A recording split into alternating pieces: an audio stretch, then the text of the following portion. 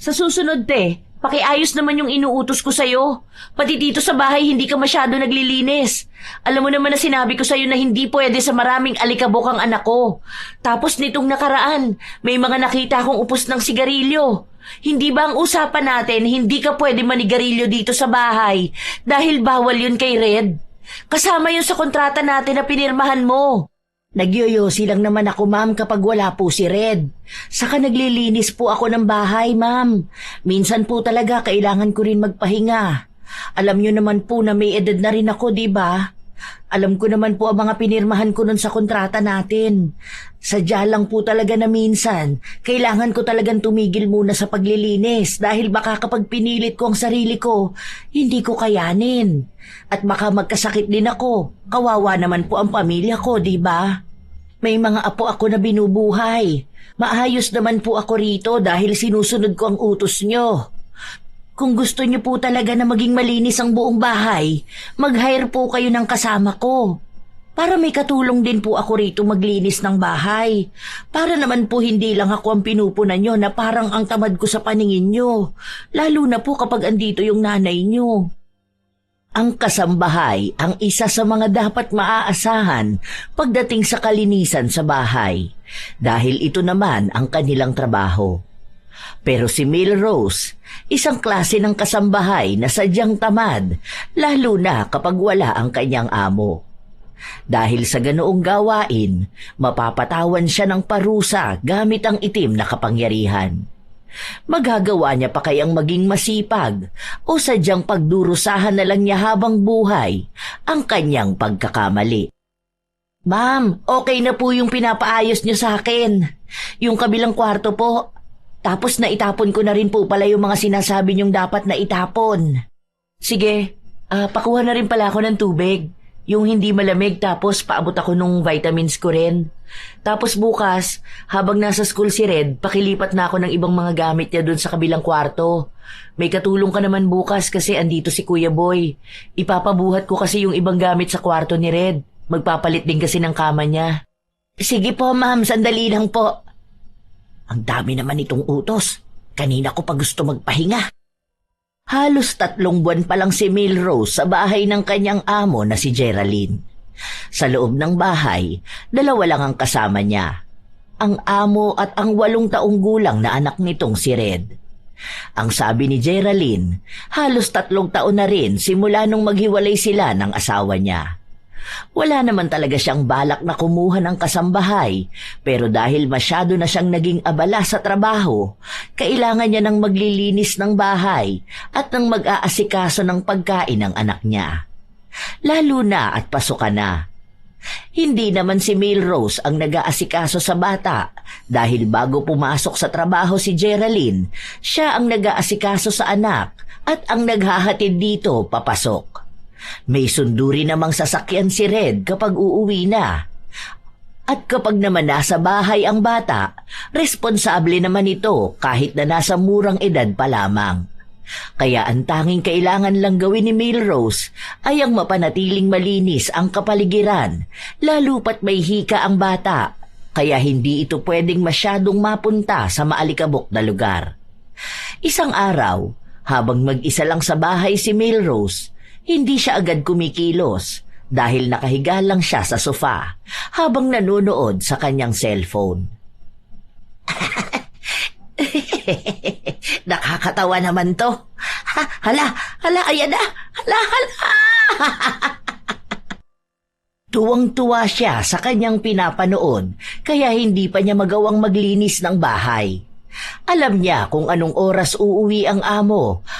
At 1 oras bago ito umuwi, saka lang siya maglilinis para maabutan na talagang may ginagawa siya.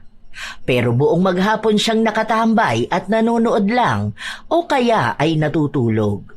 Hindi rin niya masyadong nililinisan ang buong bahay kahit na ang utos sa kanya ay dapat walang magiging tambak na kahit anong pwedeng magdala ng alikabok sa bahay. Bukas din ang aircon para hindi siya mainitan. Hindi naman ganun kayaman si Geraldine, pero sapat naman ang kita niya para kahit paano ay mabigyan ng maayos na buhay ang anak. Malaki rin ang pasahod kay Milrose kumpara sa ibang mga normal na kasambahay. Dahil ang akala ni Geraldine ay talagang masipag sa bahay ang nakuha niyang kasambahay.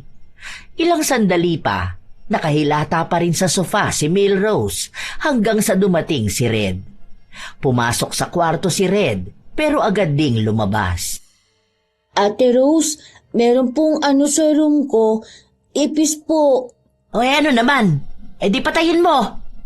Alam mo na nga na nanonood ako rito eh. Mamaya pa ako maglilinis, nagpapahinga pa ako. Matanda na nga ako oh. Natatakot po ako. Para ipis lang natatakot ka na. Kalalaki mong tao. Kung takot ka, mamaya na kapag natapos na ako magpahinga. Pero po magpapalit po ako ng damit. Ay, sinabi na nga na mamaya na. Hindi mo ba ako maintindihan ha? Ang tigas ng bungo mo ah. Ano ba akala mo sa akin? Pwede na lang sumunod agad kapag gusto mo? Hindi naman ikaw ang nagpapasahod sa akin. Parehas kayo ng mami mo na panay ang utos. Tumabi ka nga dyan, istorbo ka. Para sa ipis lang. Sa susunod, matuto ka magpatay ng ipis ha? Lalaki ka, dapat hindi ka takot sa mga ganito. Wala kang ibang ginawa kundi umasa sa akin. Hindi na kumibo pa ang bata. Nang mapatay na ang ipis, bumalik na sa kwarto niya si Red. Habang si Milrose naman ay nagpatuloy na sa gawaing bahay. Sa kanya lang hinugasan ng mga plato na kanina pang umaga nakatambak sa lababo. Matapos noon ay nagsalang na rin siya ng uulamin para sa hapunan. Kasunod ay ang pagwawalis niya ng mabilisan. May isa pang ang kalat, balat ng pinagkainan niya kanina.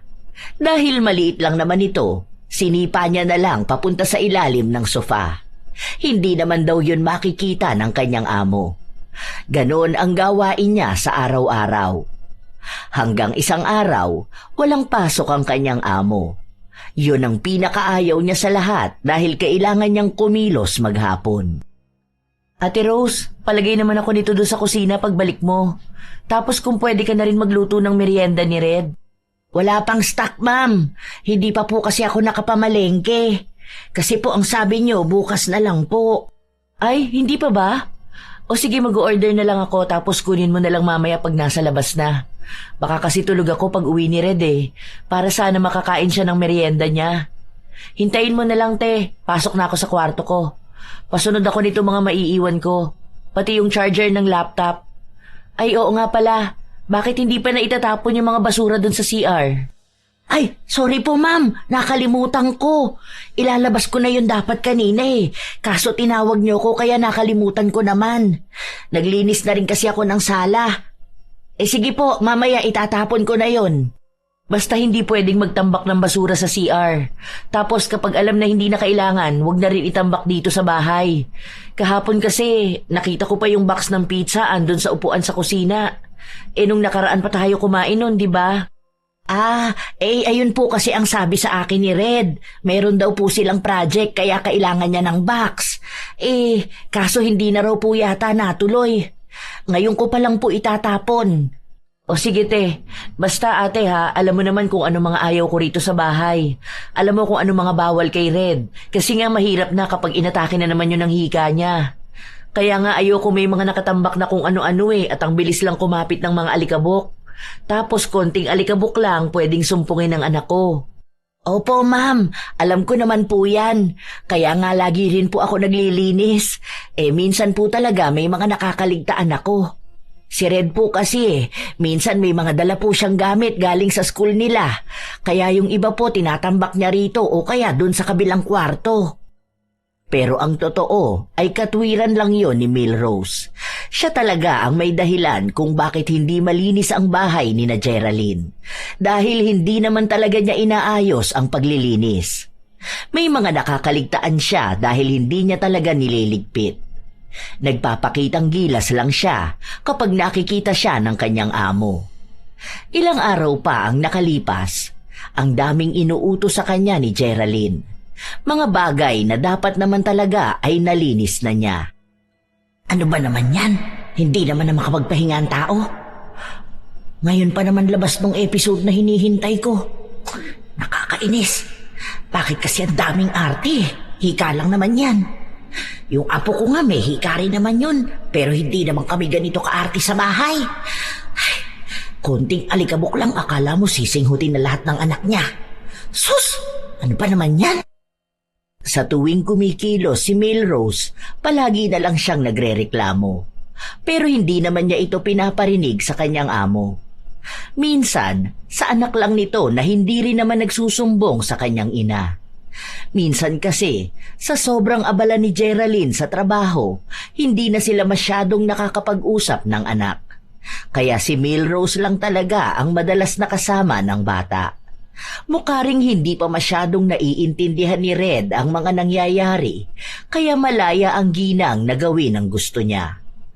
Isang araw, walang pasok sa eskwelahan si Red, kaya nasa bahay lang silang dalawa ni Melrose.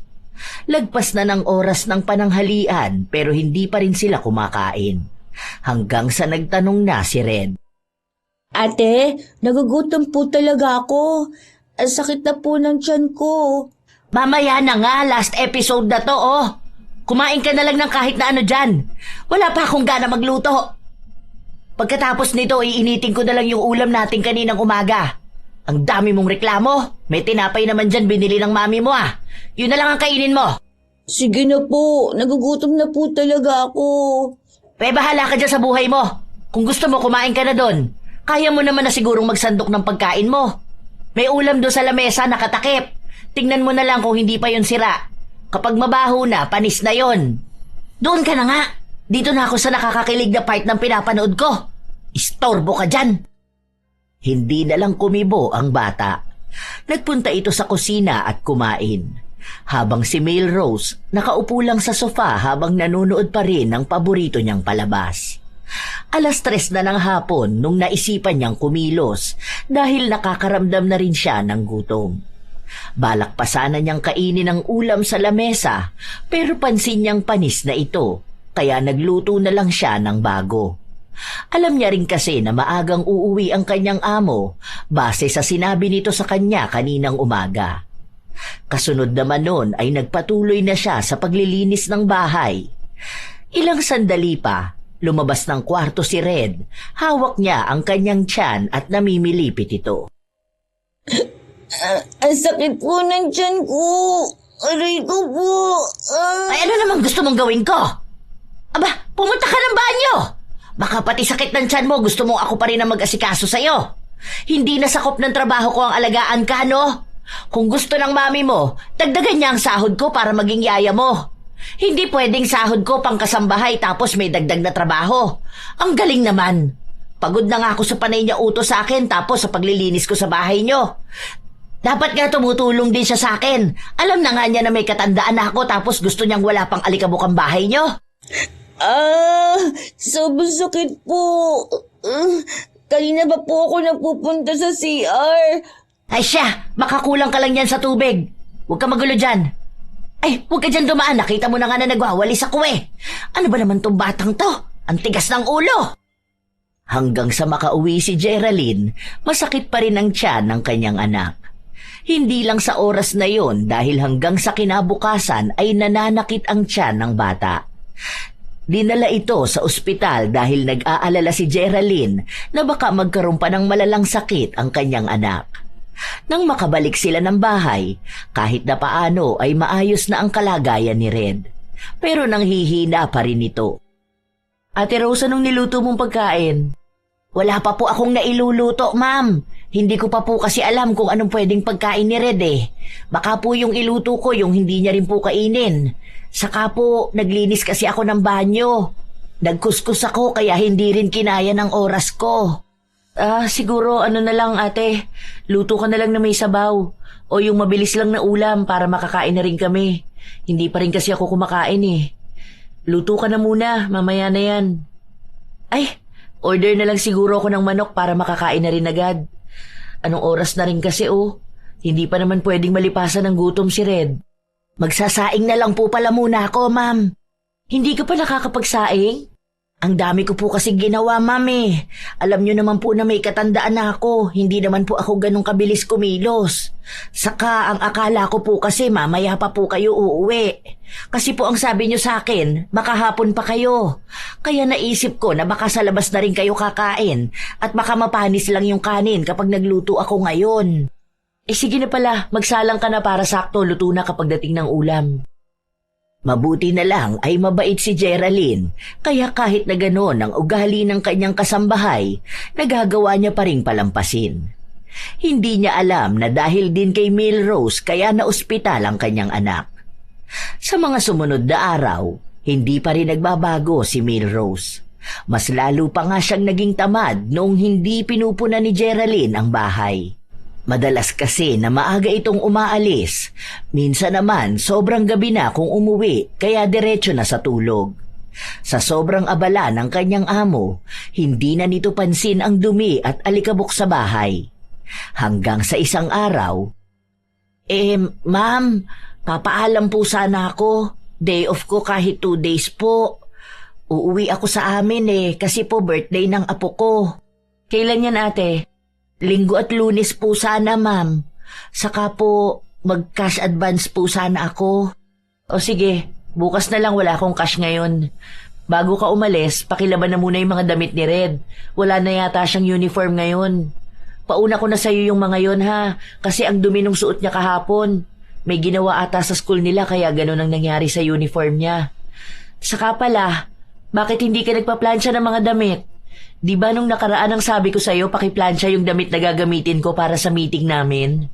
Pagtingin ko nakasampay lang, ako pa ang nagplansya. Ay, alin po ma'am, yung kulay blue po ba?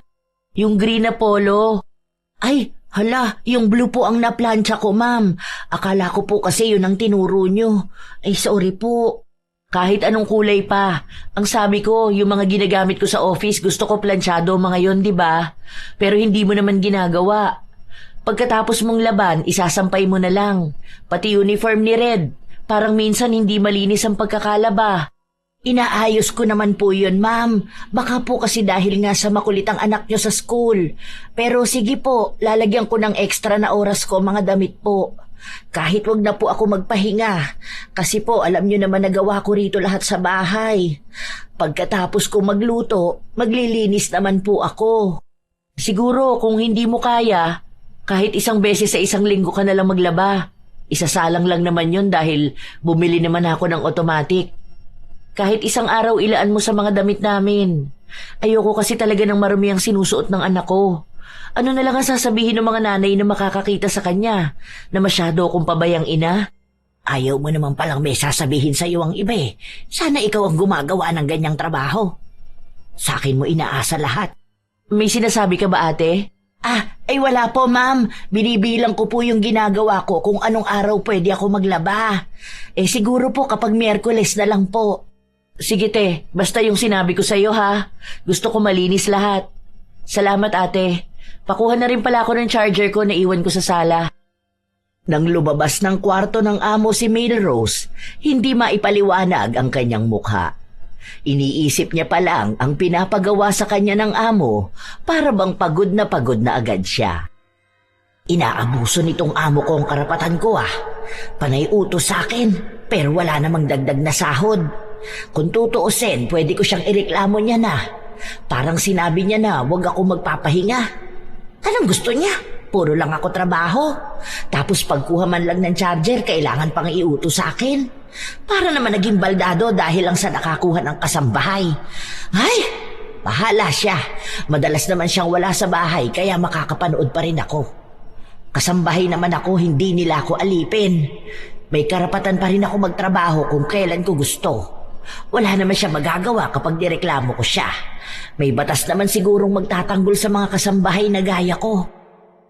Kahit na ilang beses nang pinagsabihan ni Geraldine si Milrose, hindi pa rin niya ginagawa lahat. Kapag may inuutos sa kanya, lagi niyang sinasabi na huwag masyadong marami dahil nga isa lang siya na kasambahay at may katandaan na siya. Minsan pa nga na dumalaw ang ina ni Geraldine sa bahay at pinagmamasdan ang trabaho ni Milrose. Pinuna rin ang itsura ng bahay. Ito rin ang nakakita ng mga kalat na isinisiksik niya lang sa kung saan. Pero napapalusutan naman yun ni Milrose at sinasabi niya na si Red talaga ang may gawa nun dahil ang mga bata mahilig magsiksik ng mga pinagkainan kung saan-saan. May napansin din ang ina ni Geraldine na mga langgam. Dahil doon ay napagsabihan si Milrose. Ito naman, papansin masyado. Hindi naman siya ang amo ko. Akala mo siya nagpapasahod sa akin. Bumibisita lang naman siya rito. Nakakainis. Ang daming pinupuna.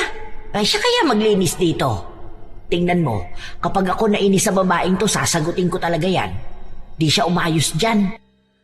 Walang magawa si Milrose dahil hindi naman niya basta pwedeng sagutin ang ina ng kanyang amo dahil baka mawalan pa siya ng trabaho. Sinunod na lang niya ang mga utos nito at ang mga pinapalinis sa kanya. Hanggang sa umuwi na rin ito kinagabihan. Pero hindi pa rin pwedeng magpahinga si Milrose dahil andoon naman na ang tunay niyang amo. Kaya nung gabi na matutulog na siya, pagod na pagod siya. At dahil doon, binawi niya ang pahinga kinabukasan. Buong araw talaga siyang walang ginawa kahit na ang magluto. Hapon naman na nung umuwi si Red at gagabihin ang kanyang amo. Sinabi rin sa kanya na magluto na lang siya ng ulam na sapat lang sa kanilang dalawa dahil hindi naman doon kakain si Geraldine. Ano pong ulam? Magluluto na lang ako ng tosino. Pero mamaya na ha, last episode na to. Bawal daw po ako dyan, sabi ni Mami. Ang arte naman. Pwede ka niyan. Isang beses lang naman eh. Hindi ka naman kakain palagi. Kailan ka ba huling kumain nun? Di ba last month pa? Ang OA lang kamo ng mami mo. Masama daw po yun sa kalusugan eh. Ay, mas masama naman kung hindi ka kakain, di ba? Mas masama kung malilipasan ka. Kaya kung may kakainin ka, kainin mo. Bawal-bawal ka dyan. Dalawa nga lang tayo. At sabi naman ng mami mo, lutuin yung para lang sa ating dalawa. Tinatamad ako magluto. Hindi ko alam kung anong pwedeng ulamin. Kaya pwede na yon.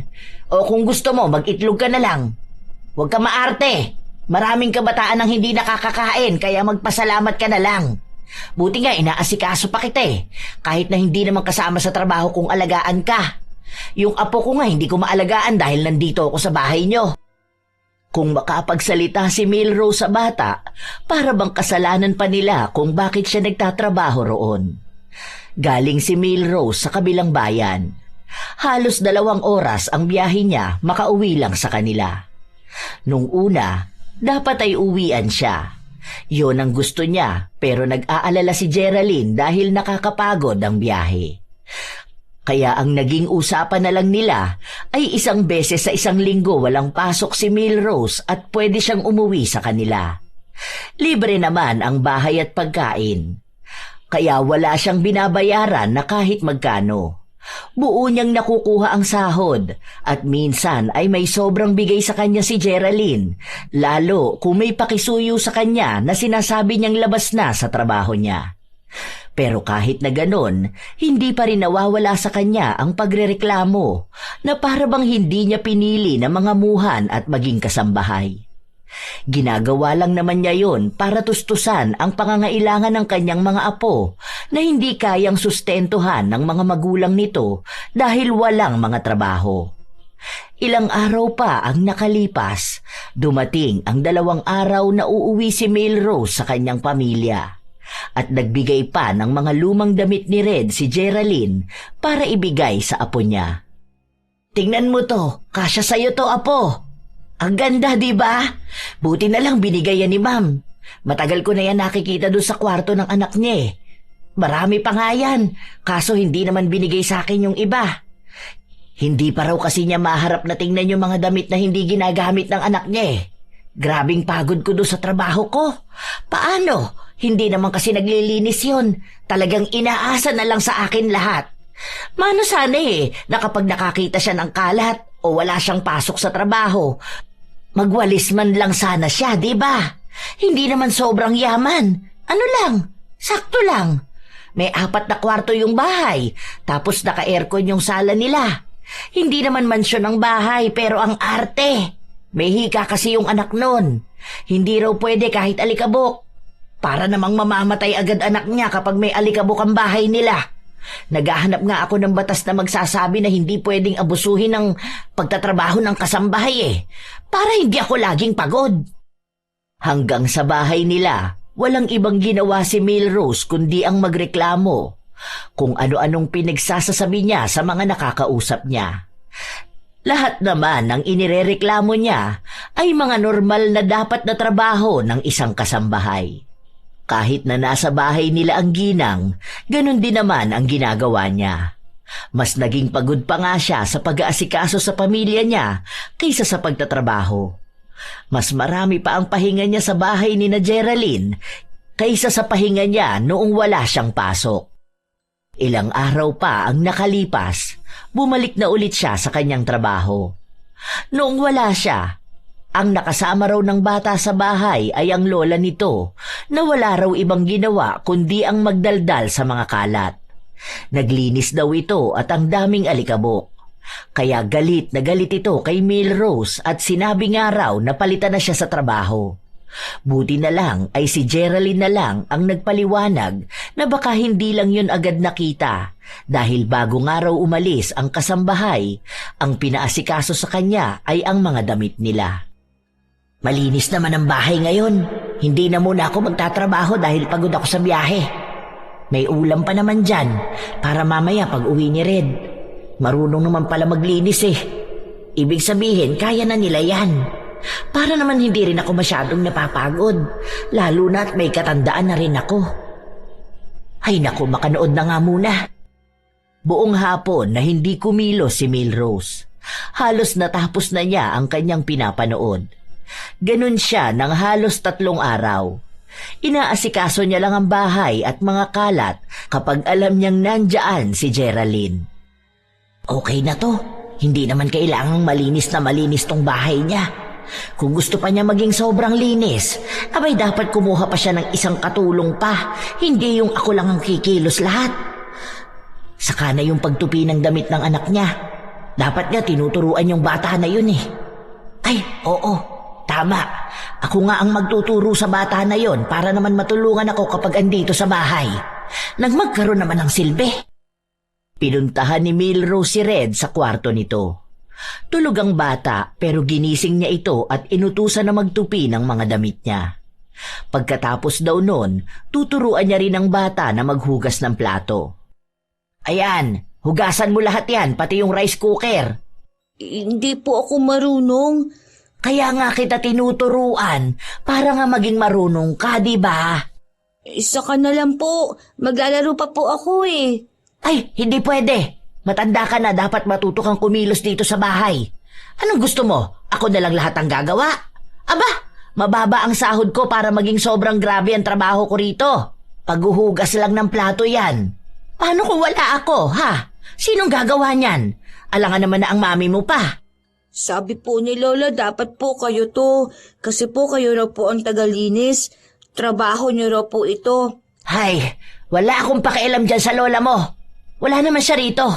Kung gusto niya, pumunta siya rito sa bahay niyo at siya ang maglinis. Kailangan ko rin magpahinga, no? Hindi ako robot na pwedeng lagi-laging naglilinis ng bahay niyo. Kung gusto ng lola mo, palit na lang kami ng trabaho. Siya rito sa bahay niyo maglinis palagi. Ewan ko na lang kung hindi rin siya magsawa. Nagrereklamo ang bata pero walang pakialam sa kanya ang kanilang kasambahay. Muling bumalik sa sala si Milrose. Nagbukas ng aircon at saka siya nanood. Ilang sandali pa, hindi niya inaasahan na biglang uuwi si Geraldine. Naabutan siya nitong nakahiga sa sofa. Ma'am, ang aga niyo naman pong umuwi. Bakit hindi po kayo nagsabi sa akin? Nagchat-chat naman po kayo sa akin kapag uuwi na po kayo, di ba? Nakalimutan ko magsabi Nasaan si Red? Tulog ba? May dala pa naman akong pasalubong sa kanya. Ma'am, ano po kasi? Nasa kusina po siya. Ang sabi niya po kasi gusto niya raw matuto maghugas ng plato. Alam niyo naman po ang mga bata, di ba po? Ako naman po, tinuruan ko siya. Para po alam niyo yun, maging responsable naman po siya. Sorry po ma'am kung hindi po yun pwede. Inaalala ko lang po ang magiging kinabukasan niya. Wala namang problema ron, pero bawal kasi yun masyadong mapagod eh. Bukas pa ang aircon, tapos bukas yung bintana. Baka mamaya ang taas na ng bills niyan. Bukas pa yung TV, wala naman yatang nanonood. Naglilinis po kasi ako ng bintana, ma'am. Kanina po nandito si Red, kaya po nagbukas ako ng aircon. Sabi niya po kasi naiinitan siya. Sandali po, tatawagin ko lang siya ha. Nawili na po ata doon sa kusina. Nagmadali naman si Milrose na magpunta sa kusina. Dahil ayaw niyang maabutan ng amo ang pinapagawa niya sa anak nito. At para hindi rin agad na makapagsumbong ang bata. Hoy, psst, bilisan mo, tama na yan. Andyan ang mami mo. Huwag kang magsusumbong sa kanya ha. Kapag nagsumbong ka, naku, aawayin talaga kita kapag wala siya. Sige na, pumunta ka na doon.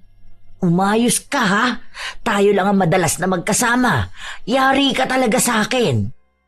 Palaging tinatakot ni Milrose ang bata. At dahil nga bata pa ito, madali siyang nasisindak. Dahil sa ganoong pangyayari na bigla ang umuuwi si Geraldine nang walang sinasabi sa kanyang kasambahay, naging maingat na ang ginang sa kanyang pagpapahinga. Minsan pa nga ay naiinis siya, lalo pat hindi siya makapanood ng maayos dahil pinapakiramdaman ang paligid, baka bigla na lang pumasok sa loob ng bahay ang kanyang amo. Isang hapon, habang nagsisimula pa lang sa paglilinis ng bahay si Milrose, umuwi ang kanyang amo at kasama na naman ito ang ina. Ano ba naman to? Ito na naman siya oh. Puro puna na naman to sa akin. Bakit kaya hindi na lang siya ang maglinis dito sa bahay nila? Masyadong papansin eh. Bakit kaya hindi na lang siya ang kinuhang kasambahay, di ba? Total, mukha namang mas magaling pa siya sa akin. Para alam niya kung gaano ba kahirap maglinis ng bahay araw-araw. Sinabi ng ina ni Geraldine na ang daming alikabok sa gilid-gilid. Tinuro pa ang mga agiw sa loob ng kwarto ni Red.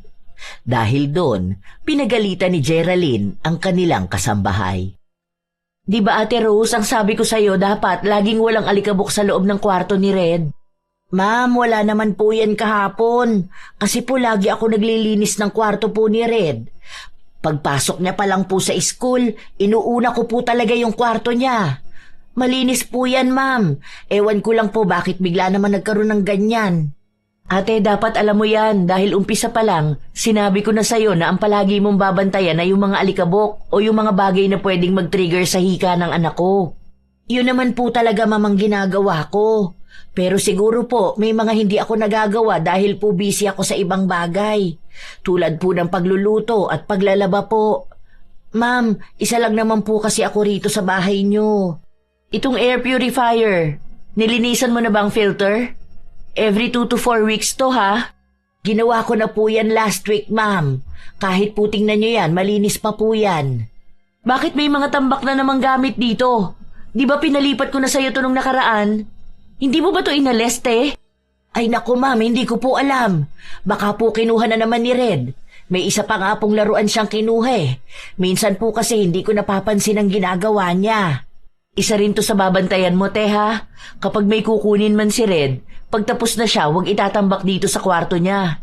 Isa kasi yan sa nagiging dahilan kung bakit nagkakaroon ng alikabok. Alam mo naman po ang bata, minsan kahit na pagsabihan, hindi nakikinig. Kayo na lang ang sumunod sa mga ginagawa niya. Total, ikaw naman ang naglilinis ng kwarto niya. Alam mo na yung kung ano yung mga kailangan tanggalin. Opo, ma'am. Tatandaan ko po lahat ng sinabi niyo. Kahit po anong abala ko sa trabaho, lagi kong susundan ang tingin ng anak niyo, kahit po hindi niya ako yaya. Pakunwari lang na sumasang-ayon si Milrose, pero ang buong katotohanan ay inis na inis siya sa mga nangyayari. Ayaw pa naman niya sa lahat ay ang pinagsasabihan siya. Lalo na kapag minamanduhan siya ng mga bagay na dapat niyang ginagawa. Ang gusto niya kasi, kikilos siya base sa kung ano ang gusto niya, hindi sa kung ano ang gusto ng may-ari ng bahay. Ilang araw na natili sa bahay ang ina ni Geraldine, kaya bantay sarado si Milrose. Tila makalkulado ang bawat niyang galaw at dapat ay tama ang ginagawa niya. Dapat malinis talaga ang buong bahay. Dahil doon, lalo namang nainis ang ginang. Dahil hindi niya mapanood ang gusto niyang mapanood at bibihira lang siya pwedeng magpahinga. Hindi pa ba aalis tong papansin na matanda na to? Kung makapag-utos siya sa akin parang siya ang amo ko Panay sabi na magwalis ako. Parang tanga lang. Dapat hindi na to nagpupunta rito Kapag ako nagreklamo ko sa agency ko, ay naku tingnan mo tapos tong mga to. Baka sila pa ang magbayad ng malaki sa akin. Hindi ako pinagpapahinga Karapatan ko naman yon. Buisit Bakit kasi isa lang ang kinuha nilang kasambahay? Gusto pala nila maging malinis ang bahay. Kinabukasan, umalis na rin ang babaeng kinaiinisan ni Melrose, kaya naging malaya na naman siyang maging tamad sa loob ng bahay. Ang ilang araw niyang pagtatrabaho ng sunod-sunod, binawi niya naman ng pahinga. Buong maghapon na naman siyang walang ginawa at kapag kakain si Red, pinapainit niya lang ang natira nilang ulam. Hindi rin siya nagsasaing hanggat hindi pa umuuwi ang kanyang amo. Ate, may daga ako nakita doon po sa kusina. Daga lang yan. Ano naman? Ngayon ka lang ba nakakita ng daga, ha? Dirty po yun. Ang arte mo naman bata ka.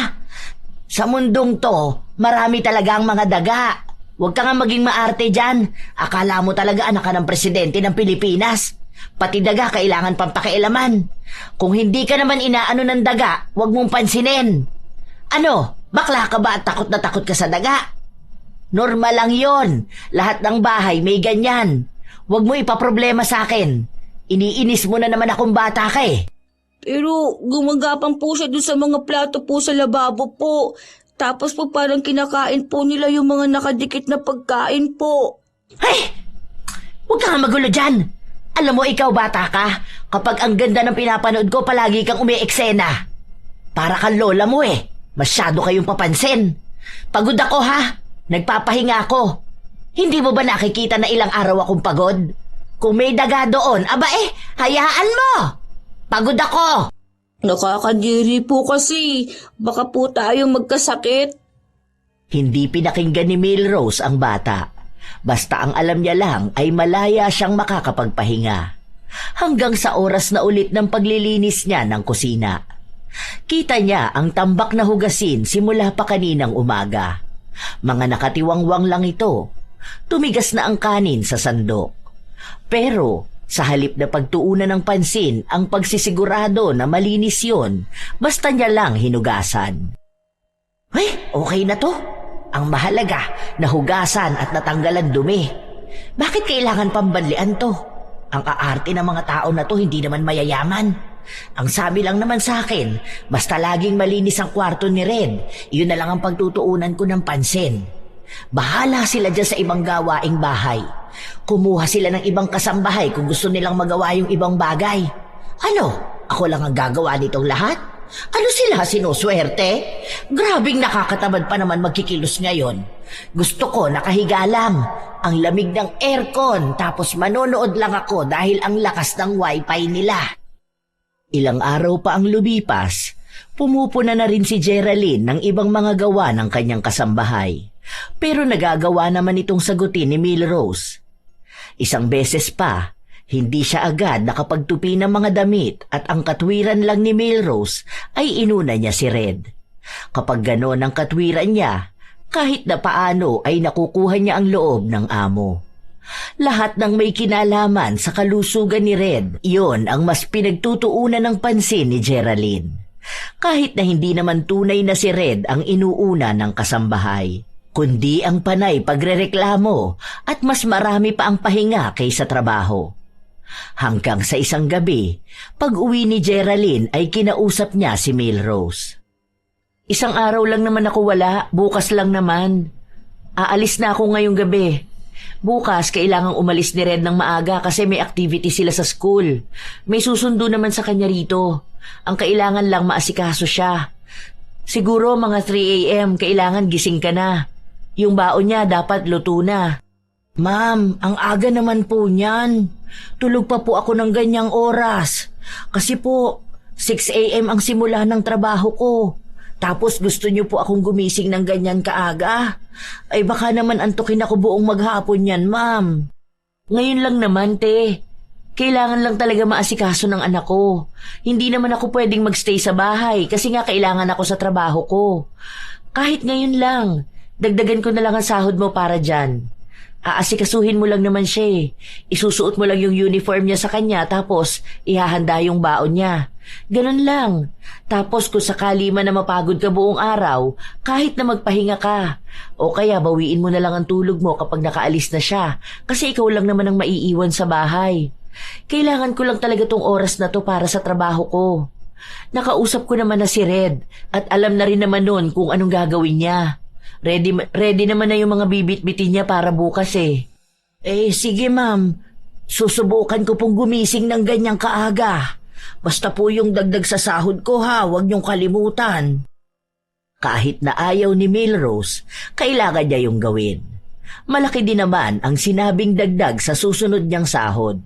Kung hindi lang naman daw mahalaga kay Geraldine ang pupuntahan niya, siya na mismo ang gagawa nun sa kanyang anak. Paulit-ulit na pinaalala ng amo ni Milrose ang kailangan niyang gawin. Kinaumagahan, maagang nagising si Milrose pero masama ang kanyang timpla dahil inaantok pa siya. Kaya sobrang sungit niya sa bata. Abay, bilisan mo naman. Ano ba naman yan? Kung inaantok ka, ano pa ako, di ba? 3 a.m. ba naman ako papagisingin para lang sa'yo? Pahinga ko pa dapat to eh. Pati ba naman yung tulog ko kailangan pa mag-adjust sa inyo?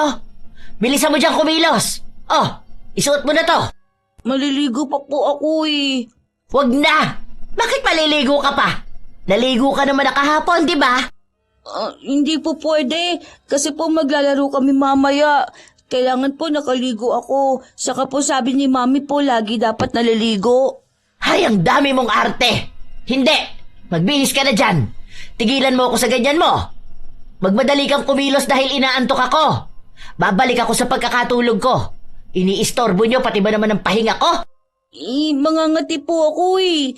Maglalaro po kami doon, papawisan po ako. Hindi ka magbibihes? Sige, bahala ka dyan. Ang tigas ng ulo mo. Asikasuhin mo ang sarili mo, ha? Huwag ka lalapit sa akin dito. Buisit kang bata ka.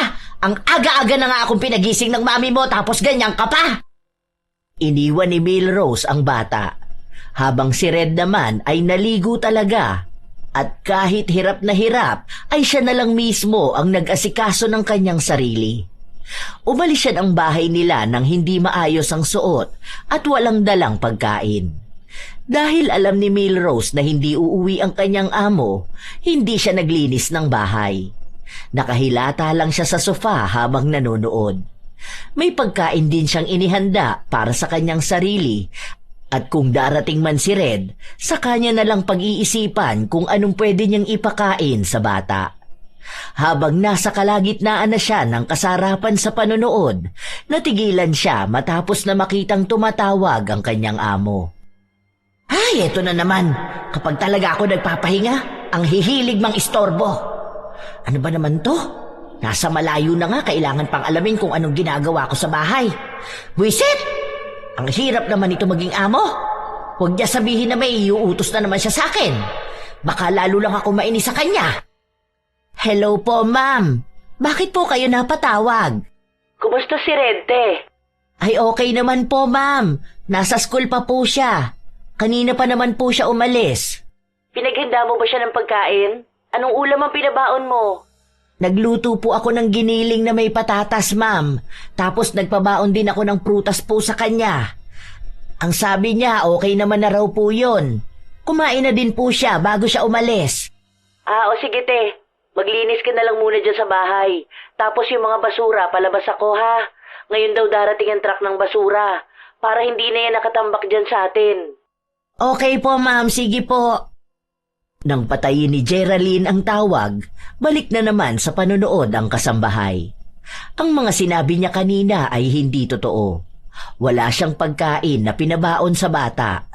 Ang akala niya ay hindi yun makakaabot sa kanyang amo, pero nalaman ito ni Geraldine matapos na tumawag ang isang ina na kaklase ni Red at sinabi na bakit hindi niya pinadalhan ng pagkain ang anak niya. Mabuti na lang daw may dala silang sobra kaya nabigyan si Red. Dahil doon, inis na inis si Geraldine noong umuwi siya. Bakit sinabi mo sa akin na may pagkain ng anak ko tapos wala naman pala? Nagbuka pa ako masama doon sa mga magulang ng mga kaklase ni Red. Saka ano yung sinabi niya na ang gulo ng itsura ng anak ko? Ay, hindi ko po alam sa kanila, ma'am. Kasi po, inasikaso ko naman po si Red. Tapos ngayon ko lang po nakita na hindi niya nadala yung baon niya.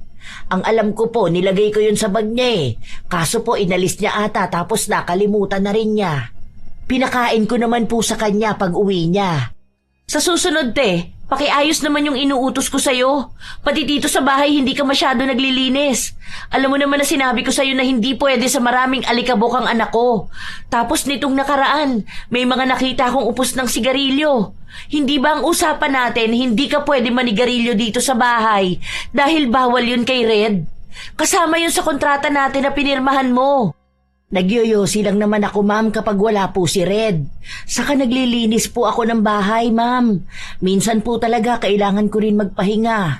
Alam nyo naman po na may edad na rin ako, di ba? Alam ko naman po ang mga pinirmahan ko nun sa kontrata natin. Sadya lang po talaga na minsan, kailangan ko talagang tumigil muna sa paglilinis dahil baka kapag pinilit ko ang sarili ko, hindi ko kayanin.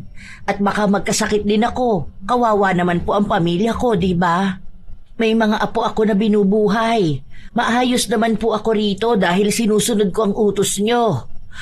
Kung gusto nyo po talaga na maging malinis ang buong bahay, mag-hire po kayo ng kasama ko. Para may katulong din po ako rito maglinis ng bahay. Para naman po hindi lang ako ang pinupunan nyo na parang ang tamad ko sa paningin nyo. Lalo na po kapag andito yung nanay nyo. Naiintindihan ko naman, te. Kaya nga hindi kita pinipilit magtrabaho, di ba? Na may pahinga ka naman talaga. Pero sana, alam mo kung anong lugar mo, kung anong trabaho mo. Matagal ka ng kasambahay, marami na ring amo ang nakahalubilo mo. Sana alam mo kung ano yung ayaw at gusto ng mga amo mo. Lalo na sa akin, dahil ako, nag-iingat lang ako para sa anak kong may sakit. Hindi kumibo si Milrose, pero sa kalooban niya ay may inis siyang nararamdaman. Nang matapos ang buong araw, nasa loob siya ng kanyang kwarto kung saan kausap niya ang kanyang anak sa cellphone. Diba? Bakit naman ganun ang sasabihin niya sa akin? Naiinis ako kasi kahit naman sabihin na amo ko siya mas matanda naman ako sa kanya. Ang inaano ko, sana ayusin niya rin ang sarili niya. Bakit kaya hindi niya subukan na dito siya sa bahay? Tulungan niya ako maglinis, di ba? Sa busy nga siya sa trabaho niya kaya napapabayaan niya ang anak niya. Tapos pati ba naman yun iaasa niya sa akin? Ano? Dahil ba sa pinapasahod niya lang ako? Ang galing niya naman. Sumang-ayon naman ang kanyang anak. Kahit na hindi naman kinuwento ni Milrose ang ginawa niya. Para kasi sa mga anak niyang binubuhay niya, siya lang palagi ang tama. Kung sasalungat sila sa sinasabi niya, natatakot sila na baka hindi na siya magbigay ng pera. Kaya kahit na may mali siya, wala ni isa sa pamilya niya ang handang magtama sa kanya. Kahit paulit-ulit na lang na ibang tao ang sinisisi niya sa pagiging tamad. Ito pa ha, pati ba naman yung kasiyahan ko na pagyoyosi kailangan pa niyang sitahin? Ano? Porkit ba't andito ako sa kanila, ang gusto niya kontrolado niya rin ang buhay ko. Aba, hindi naman pwede yun. Pwede ko siyang ireklamo nito sa agency ko. Ang pagiging reklamador at tamad ni Milrose ang dahilan kung bakit siya natanggal noon sa dati niyang pinapasukan. Nahuli kasi siya ng kanyang amo na buong maghapon walang ginagawa at tuwing sahod ay mahilig siyang bumali. Minsan, kapag inuutusan siya, matagal pa bago niya gawin. Kasama na yon sa kanyang record, kaya walang kumukuha sa kanya. Sadyang hindi lang yon nakita ni Geraldine, dahil nagmamadali rin siya noong araw na pipili siya ng kasambahay. Nakita niya kasi na ilang dekada na ring kasambahay si Milrose, kaya umasa siya na maayos itong magtrabaho. Hanggang sa nagpatuloy ang pagiging tamad ni Milrose. Minsan, kahit na umuwi na ang kanyang amo, ang dami pa ring kalat ng bahay. Kung hindi pa yon sisitahin, hindi pa niya lilinisin. Isang araw, naabutan ni Geraldine na nakatambak ang mga plato sa lababo. Ate Rose, pwede bang pagkatapos kumain maghugas ka na agad ng plato? Huwag naman ganun na itatambak pa sa lababo. Alam mo naman na ayoko ng ganun, di ba? Tingnan mo, tutong na yung mga kanin na nakadikit sa kutsara. Tapos hindi man lang isalansa ng maayos ang mga hugasin. Ang sakit sa mata makakita ng ganun. Gagawin ko po sana kanina yan, ma'am. Kaso nga lang po, bigla naman po sumakit ang mga kamay ko. Nagpahinga po ako saglit. Kaso po, nakita ko marumi ang kwarto ni Red, kaya po naglinis ako. Ang tagal ko po, kasi nga po, itinaas ko pa yung kama. Baka po kasi marami ng alikabok sa ilalim. Tapos, nagpalit ako ng sapin ng higaan niya. Sige pala, hugasan mo na yan tapos banlian mo lahat ha. Alam mo naman na allergic ako sa dumi. Matapos yung sabihin ni Geraldine ay umalis na rin siya dahil pagod siya buong maghapon. Kinabukasan, walang pasok si Geraldine kaya nanatili siya sa loob ng bahay. Kung saan nagpapakitang gilas na naman si Milrose para ipakita na ang dami niya talagang ginagawa. Pero ilang sandali pa ay narinig ni Milrose na may kausap sa cellphone ang kanyang amo. Mukhang naghahanap ito ng bagong kasambahay. Ang buong akala niya ay magdadagdag ng tao sa bahay, pero ang totoo ay naghahanap na ng kapalit niya. Nalaman niya lang ito matapos na magsabi sa kanya ang kanyang agency. Nangamba siya na mawalan ng trabaho at baka mahirapan na naman siyang makahanap ng bagong amo. Kaya kinausap niya si Geraldine. Ma'am, sige na po. Huwag niyo naman po akong paalisin dito. Kailangan po ng pamilya ko ng tulong ko eh. Ako lang po ang may maayos na trabaho para sa kanila. Ang babata pa po ng mga apo ko. Kung mawawalan po ako ng trabaho, baka po sila hindi makapag-aral. Sige na, ma'am. Ano po bang ginawa kong mali kaya gusto niyo akong alisin? Pansin ko kasi na hindi maayos ang trabaho mo, Ate Rose. Kita ko yung mga damit namin, hindi maayos ang paglalaba mo. Tapos ang dami ko nakikitang kalat sa bahay. Sa mga sulok-sulok. Tapos madalas ka mo na pagod ka. Baka kasi dahil tumatanda ka na rin. Naaawa naman ako sa'yo pero kasi hindi mo na kaya ang trabaho mo. Baka magkasakit ka rin. Ang kukunin ko na lang yung mas bata pa. Ma'am, sige na po. Huwag naman po sana ganito, ma'am. Parang awaan niyo na po. Pangako, aayusin ko po ang pagtatrabaho ko. Huwag niyo lang po akong palitan. Pinapangako ko po sa inyo na hindi po kayo magsisisi na ako po ang kinuha niyong kasambahay. Nadaan ni Milrose ang kanyang amo sa pag-iyak niya rito. Kaya hindi natuloy ang pagpapalit ng kasambahay. Para makuha ulit ang loob ni Geraldine, nagpakita ng kasipagan si Milrose. Inayos niya ang paglalaba ng mga damit, ang buong bahay, at sinigurado niyang walang makikitang mali ang kanyang amo. Hindi niya kasi akalain na nagmamasid lang si Geraldine. Ang buong akala niya kasi ay hindi nito napapansin ang kanyang katamaran dahil lang sa hindi siya nito pinagsasabihan. Nakuha nga ulit ng ginang ang tiwala ng kanyang amo. Hanggang sa nakampante na naman siya. Kaya balik na naman siya sa kanyang pagiging tamad. Ilang araw pa ang nakalipas habang wala si Geraldine. Nakatambay lang ang kasambahay habang kanina pa nagpapausok ng kanyang sigarilyo. Kaya napalabas ang bata sa kanyang kwarto. Ate Rose, pwede po wag po kayo magganyan? Mag-ano? Wag ako magyosi? Bakit mo ba pinapakailaman ang kasiyahan ko, ha? Ano yan? Bakit nagtatakip ka ng ilong mo? Ang arte mo naman. Bawal po kasi sa akin yan eh. Bawal-bawal ka dyan. Walang bawal sa'yo. Puro lang kamo kaartehan ng mami mo. Sa bahay nga namin, yung anak ko naninigarilyo yun noon kahit baby pa ang anak niya. Pehika rin yun, pero okay naman. Sinasanay ka lang kasi ng mami mo sa mga mali-maling paniniwala na bawal-bawal. 2 beses pang binugahan ni Milrose ng usok ang bata sa mukha nito. Matapos noon ay bumalik sa loob ng kwarto ang bata. Matagal siya roon hanggang sa lumabas ulit si Red na para bang hirap na hirap itong huminga. Hindi siya makapagsalita. Hinihila niya lang ang damit ni Milrose. Ano ba? Para kang tanga dyan. Huwag kang malikot dyan. Ano ba? Bitawan mo ang damit ko. Oh, ano na namang kaartehan yan, ha? Hindi ka makahinga. Wala yan. Okay lang yan. Kailangan mo lang sanayin ang sarili mo.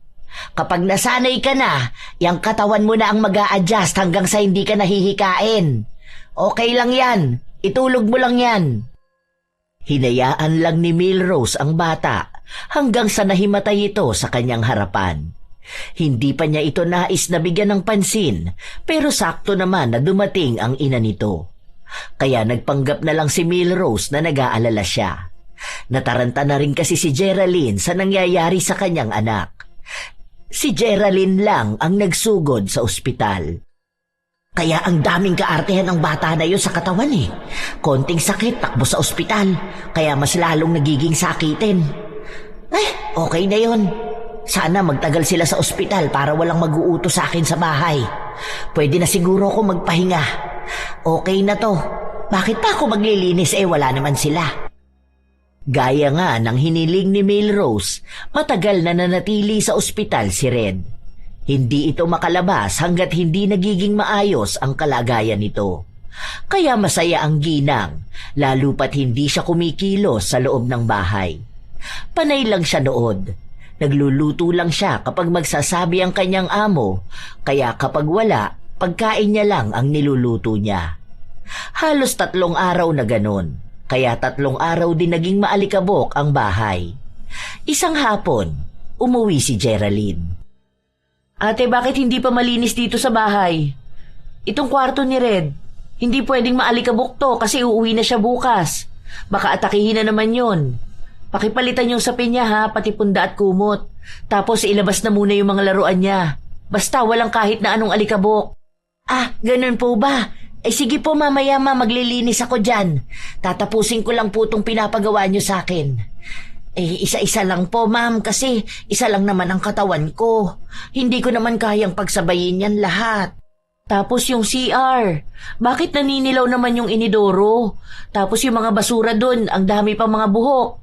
Di ba ang sabi ko, gusto ko palaging malinis ang bahay, lalong-lalo na sa CR? Saka simula ngayon, huwag ka nang maninigarilyo ha. Yun kasi ang nakakapag-trigger ng hika ng anak ko eh. Pakiusap ko naman sa'yo, kung ayaw mo matanggal sa trabaho, huwag mo naman yun gawin. Kung hindi mo talaga kaya, sana sa labas ka ng bahay, yung malayo sana sa maaamoy ng anak ko. Ma'am, hindi naman po ako naninigarilyo malapit kay Red. Alam ko naman po na bawal sa kanya yun. Kahit na nasa kwarto ang anak ko, maaamoy niya pa rin yun. Alam mo naman kung gaano siya kasensitive, di ba? O kung dito sa loob ng bahay, kapag lumabas siya ng kwarto, maaamoy niya pa rin yun dahil kulob dito. Kung mauulit pa rin to, wala na ako magagawa kundi tanggalan ka ng trabaho. Huwag naman po sana ganyan, ma'am. Kailangan po ng pamilya ko ng pera. Maawa naman po sana kayo sa akin. Ako lang po talaga ang inaasahan nila eh. Baka po magutom sila kapag wala na akong sinasahod. Kung gusto mo ng trabaho, ipakita mo na karapat-dapat ka sa trabaho. Dahil hindi kita pinapasahod para lang maging tamad dito sa bahay. Lalo na ang ipahamak ang anak ko. Malinaw naman po sana ang naging usapan natin nung unang araw mo sa trabaho. Ako kasi yung klase ng tao na ayaw ng tamad eh. Kasi mabigat sa buhay kapag tamad ang isang tao. Kaya kung tamad ka ate, wala na akong magagawa kundi ang tanggalin ka. Mukhang hindi na kaya pang daanin ni Milrose sa pagpapaawa ang kanyang amo. Nagsabi na rin sa kanya ang agency niya na baka sa mga susunod na buwan ay alisin na siya. Lalo na kung makakahanap ng bagong kasambahay. May mga nakakausap na si Geraldine at nagiging pihika na rin ito sa paghahanap ng tatao sa bahay nila. Dahil nadala na siya sa ginagawa ni Milrose. Hindi niya lang ito matanggal agad dahil hindi pa tapos ang kontrata nila. Sa susunod na buwan pa lang ito matatapos. Para makuha ang loob ng amo, naging todo ang pagpapakitang gilas ng ginang. Kahit na walang utos sa kanya, kumikilos siya ng kusa. Iniisip niya na sa paraan na yon, magbabago ang isip ni Geraldine na palitan siya. Pero wala pang 1 linggo ay tinatamad na siya. Ano ba yan? Nakakatamad naman magkikilos dito sa bahay na to. Bakit ba kasi kailangan ko pa magpakitang gilas? Sa nakakatamad naman talaga. Ay, bakit kasi hindi pa rin madaan sa pagpapaawa ang babae na yun eh? Hindi man lang ba siya nakakaramdam ng awa sa akin at sa pamilya ko? Sa totoo naman talaga na mahirap magkikilos. Dahil ba sa mahirap lang ako at katulong lang ako, iisipin niyang madali lang makahanap ng ibang maglilinis ng bahay niya? Akala naman niya magtatagal ang bagong kasambahay na yun. Panigurado ako, tatamarin din yun. Sa mga araw na lumipas, wala na talagang pag-asa si Milrose na manatili sa bahay ni na Geraldine. Sinasabihan na siya nito na 2 linggo na lang siya sa bahay dahil darating na ang bagong kasambahay. Dahil doon, mas lalo namang naging tamad si Milrose. Hindi na talaga siya naglilinis ng bahay. Hinahayaan niya ang mga tambak na hugasin. Kung hindi pa siya pagsasabihan, hindi siya kikilos. Pero bago siya kumilos, halata naman sa kanya na tamad siya. Kapag may utos sa kanya, nagrereklamo siya palagi. Hanggang sa isang araw, bigla na lang siyang nagkasipon. Barado ang kanyang ilong. Yung last na sahod mo, isasabay ko na sa last day mo. Nakausap ko na yung agency mo. Total yun na rin ang end of contract mo rito sa bahay. Hindi ka man lang po ba naaawa sa akin, ma'am? Sa ganito ko pong edad at sa estado po ng buhay ko. May awa naman ako pero hindi sa lahat ng oras. Kalusugan ng anak ko nakasalalay. Ibig sabihin nun pati buhay niya. Isa pa, hindi naman ako masamang amo. Kapag kailangan ng pamilya mo ng pera, kahit hindi pa sahod, nagbibigay naman ako, di ba? Kapag naman gusto mong umuwi sa inyo, ayos lang naman sa akin. Kapag masama ang pakiramdam mo, walang problema kung magpapahinga ka. Pero sana alam mo rin kung anong trabaho mo. Binayaran kita bilang kasambahay.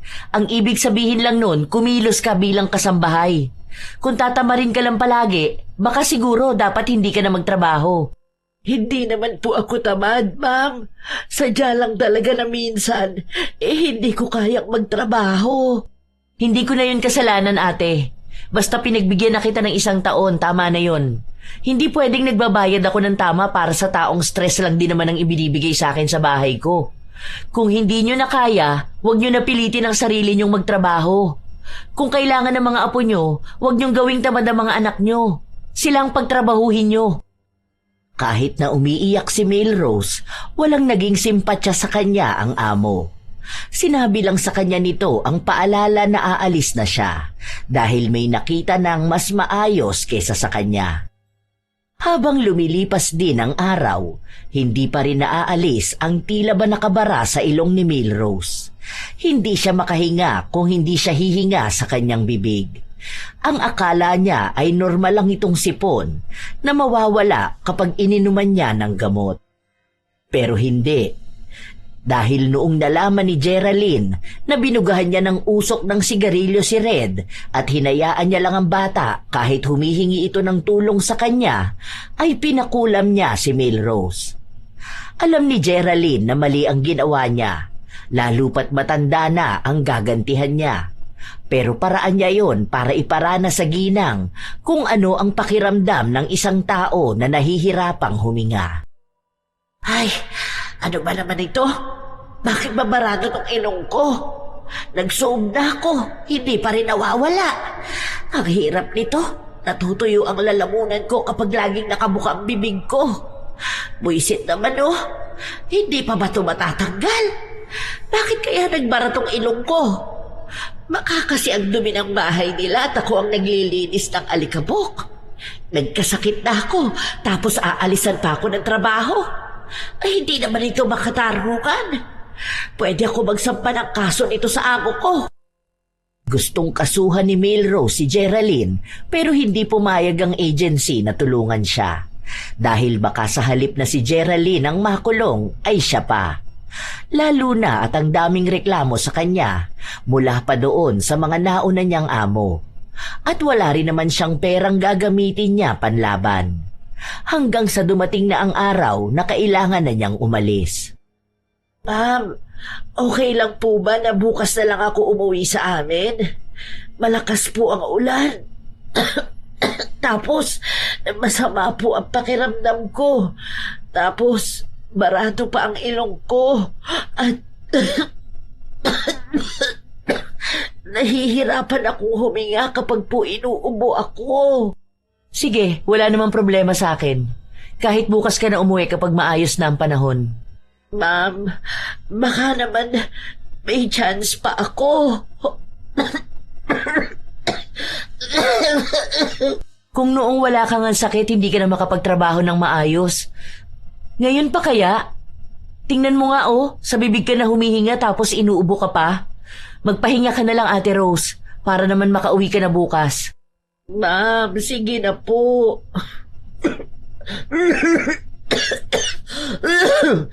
Kailangan talaga ng pamilya ko.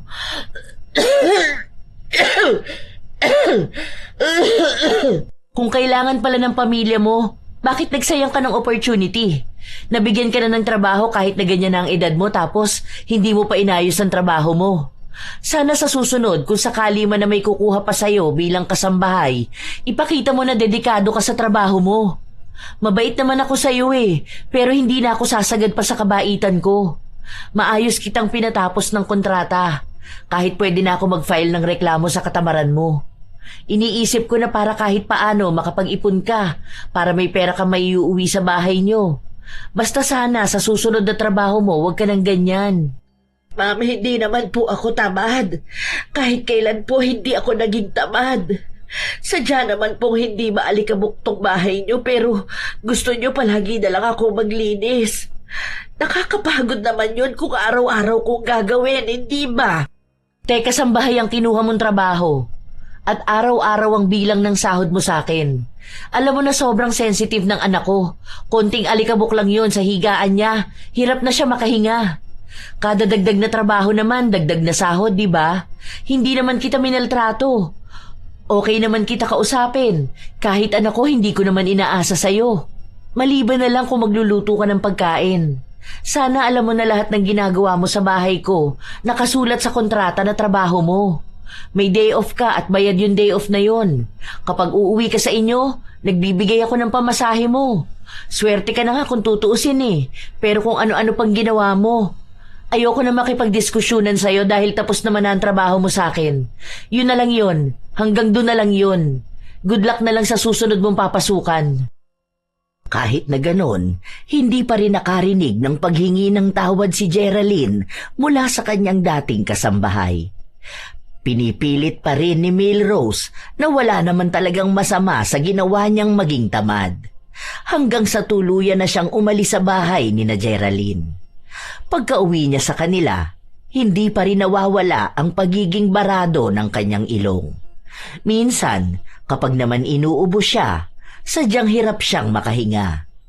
Tinanggap na lang niya ang ganoong sitwasyon. Dahil hindi rin naman niya alam kung paano siya gagaling at wala ring balak si Geraldine na tanggalin yon.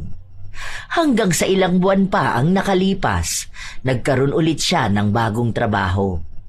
May napasukan siyang bahay pero hindi ito katulad ni Geraldine na mabait. Naging mas malala ang pag-utos sa kanya at ayaw na nakikita siyang nagpapahinga.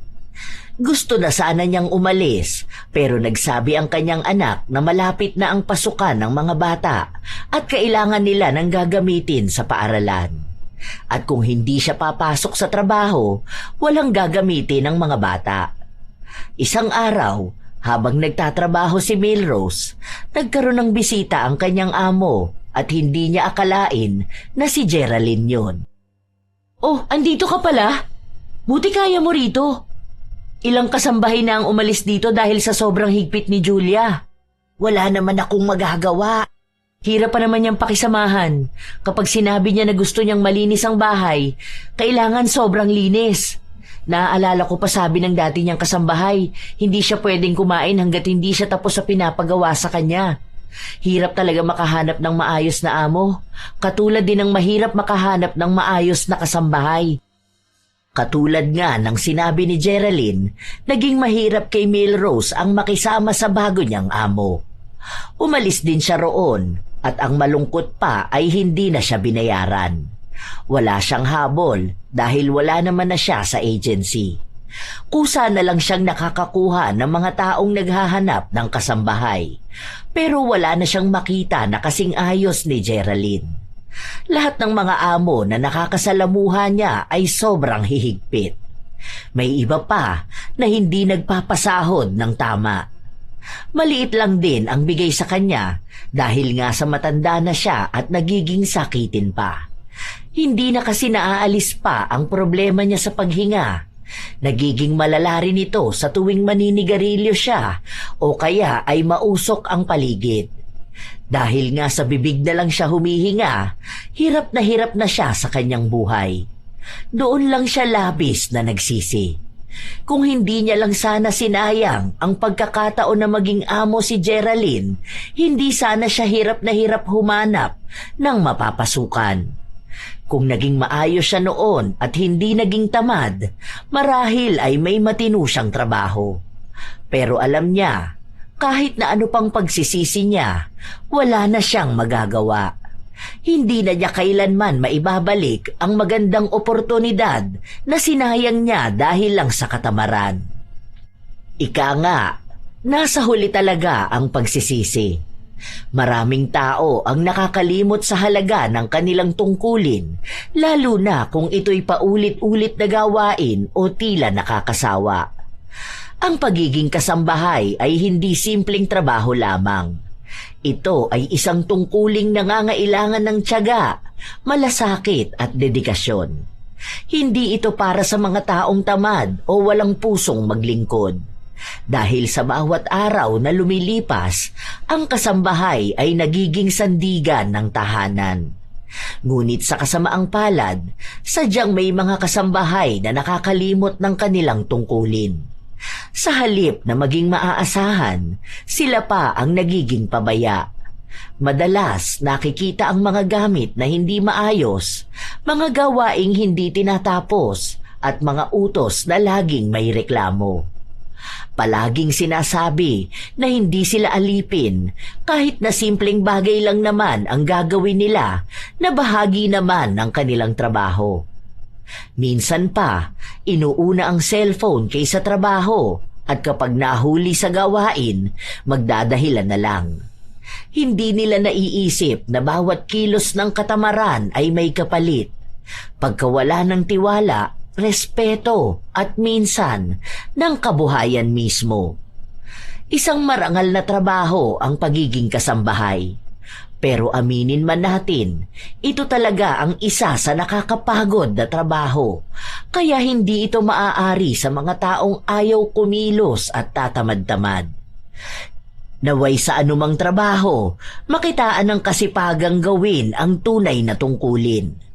Dahil tandaan na ang katamaran ay magdadala lamang ng kahihiyan at pagsisisi, ngunit ang kasipagan ay magbubunga ng respeto, tiwala at magandang kinabukasan.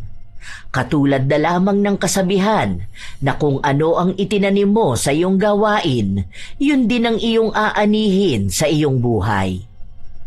Tunay naman mga apo na nakakapagod ang maglinis ng bahay o kumilos, pero sadyang ang mga kasambahay ang isa sa mga inaasahan na maging katuwang sa gawaing bahay. Pero mukhang may mga kasambahay rin talaga na tamad. May nakilala na ba kayong ganito mga apo? Nakaranas na rin ba kayong makasalamuha ng taong katulad ni Milrose? Kung ganon, maaari nyo bang ibahagi sa amin para naman aming mabasa? At naway may natutunan kayo mga apo sa ating bagong kwento ngayon. Shout out sa ilan sa mga masusugid na tagapakinig ng mga istorya ni Lola Telang. Cassandra Cory, Teresa Entona, Mabel 2021, Ashley Domingo, Giselle Flores, Sky Maminta, Miss Copico ng Pangasinan, Cherry Joy Totanes, Felisa Makahig, Mary Jenny Rilrea Batiduan, Kalas Kalas, Saffron Caminade, Flor de Lisa Galang, Rosalyn Jimenez, Marie Minao. Shout out din sa inyo, music lover Abby, Noemi Garcia Pabunan, Emer DLS at sa Obligasyon Family ng Kamalig Albay, Lizelle Sato, Michelle Okumura, John Cyrus, Lot Antonio, Ami Pacana, Geraldine Narbasa, Mary Jane Rico, Josine Mamangon, Teresa Liorca, Isabel FD, Elisa Diaz, Charmini Carpon, Ces 9510, Nilda Dultra, Maricar ng Qatar, Daiben, Mary Joy Bentic, Assorted Love Hurts KSA, Larny Azurin, Dada Mashala Gonzales, Charmaine Ebon. Shout out din sa mga apo ko na hindi nawawala sa tuwing may upload ang lola. Ito ang inyong Lola Telang at maraming salamat sa palagi ninyong pakikinig mga apo.